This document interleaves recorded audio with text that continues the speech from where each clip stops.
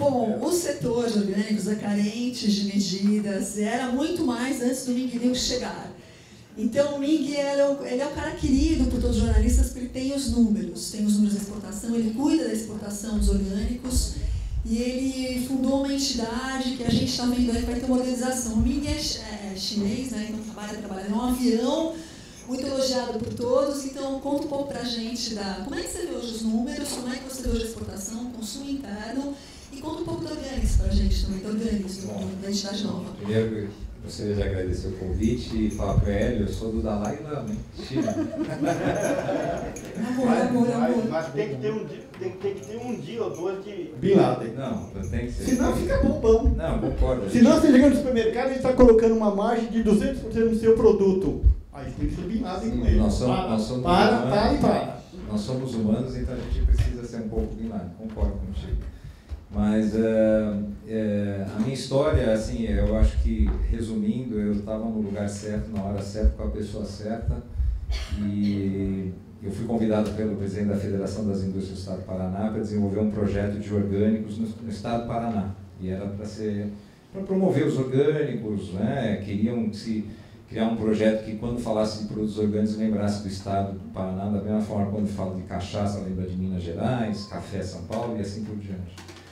E eu tive o privilégio, e tenho hoje o privilégio de estar com pessoas que a Bia fala de pessoas anônimas, eu vou ser bem claro, não são anônimas, é a Bia, é a Rosina, é o Alexandre, o Santiago, assim, vocês estão vendo, essas pessoas anônimas estão aqui.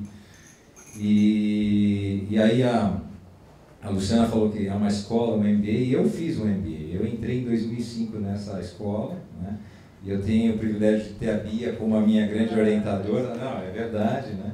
Porque quando a minha formação é administração de empresas, então eu vou muito pragmático em buscar informações e eu consegui construir esse interesse pelo setor, até porque, por um lado pessoal, eu tinha acabado de ter meu primeiro filho e a minha esposa queria procurar produtos saudáveis, então foi uma conjunção de vários fatores que me fez a entrar e mergulhar de cabeça com uma visão mais pragmática para comércio, né? E no início foi muito difícil fazer esse trabalho, como ele falou, da questão de união do setor. A cadeia primária é uma cadeia muito assim, pulverizada, ramificada, e muitas vezes você tem regiões onde você tem uma união forte, como os estados do sul, mas aí você vai subindo para a região nordeste e norte, você encontra grandes dificuldades. Enfim, foi uma experiência muito grande para mim, né? E nesses quase 10 anos que a gente começou em 2005, a base que a gente aprende na escola é o seguinte: bom, você tem que ter um plano estratégico, e o plano estratégico é você começar a ter dados. Em 2005 não tinha dados, né? O mercado não tinha nem tido a regulamentação. Os únicos dados que a gente tinha no início era através do IBD, que era certificador, que faziam certificações para exportação, e como o nosso projeto começou como um foco de exportação, nós falamos, bom, vamos começar a fazer um acompanhamento dos dados das certificadoras por acreditação, que na época era a Ecocert, a OIA, a Ecocert e IBD, né? E tinha a BCS também depois. IMO também, isso. Então o trabalho que eu fiz foi justamente assim, foi ter vários orientadores, mas ter a minha orientadora principal, foi a Bia, que sempre orientou de forma como é que é entrar no setor, quem são as pessoas. Eu lembro até hoje, né, na Biofar da Alemanha, quando teve o Ano do Brasil, 2005, e o Roberto Rodrigues lá fazendo uma homenagem para a Rosine e para a Bia como as embaixadoras do Brasil, e eu ainda falo assim, as duas são embaixadoras, apesar de não estarem indo mais, mas para mim sempre ficou marcado essa homenagem, e desde então a gente vem tentando fazer um trabalho de construção de dados. Nós não temos dados ainda oficiais de produção, de volumes, de faturamento, e a gente vem tentando trabalhar isso com o setor. Essa dificuldade nos traz uma realidade onde a gente visualiza o que está acontecendo nos mercados externos, onde na Europa, nos Estados Unidos a regulamentação aconteceu em 2001, na Europa em 2005, Japão em 2005, 2006, e o Brasil só aconteceu em 2011. Né? Então nós temos aí um vácuo aí de quase, dependendo do país, de 5 a 10 anos de diferença, e passados 5 anos da regulamentação ainda temos grandes dificuldades, não temos dados. Então essa é a nossa grande, dificuldade para se traçar estratégias, buscar projetos de promoção, buscar projetos de financiamento interno. Se a gente quer levantar recursos para o setor primário, a gente precisa trazer números, nós não temos números. Então, dentro desse trabalho que nós fizemos durante esses 10 anos de buscar números, a gente observou que, apesar de ser o Projeto Orgânicos Brasil ser um projeto para fomentar a exportação, e nesse caso a gente abordou as grandes empresas, porque quem estavam exportando eram as grandes empresas. A Native,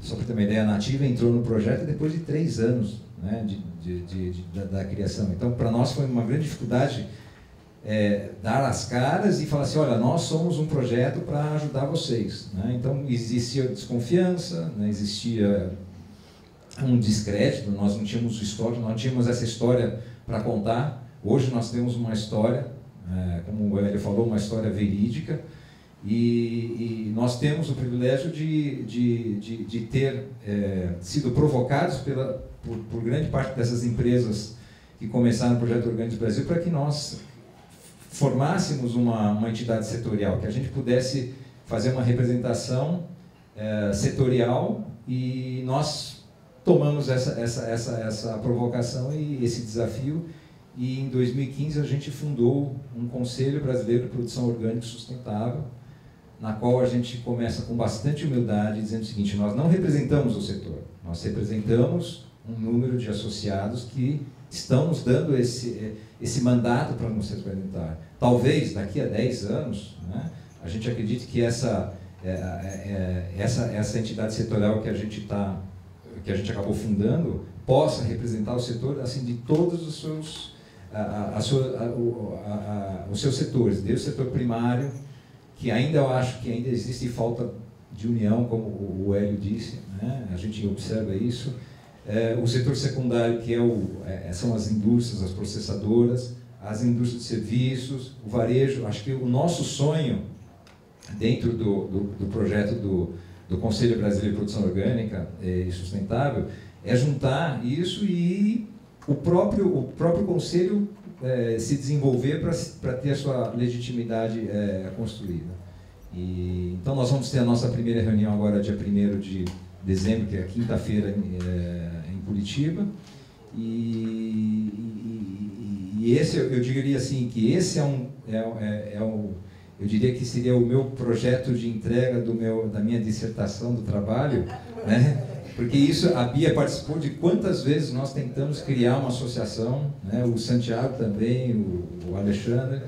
Então eu estou aqui com uma banca aqui, né? Eu quero que eles validem e que depois alguém pegue esse bastão, porque a gente não é permanente. Eu acho que a gente constrói uma história, acho que cada um daqui, e foi muito feliz, Luciana, você escrever esse livro, né? Porque realmente não tem ninguém contando essa história, né?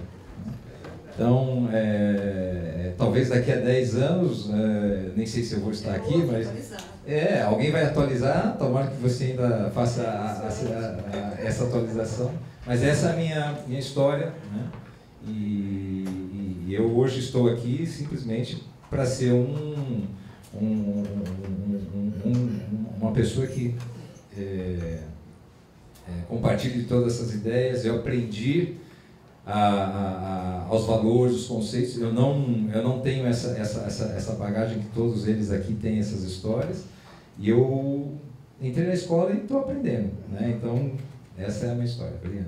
Obrigada. Bem, tem sim, isso já está há 11 anos ou mais, aí tem muita história.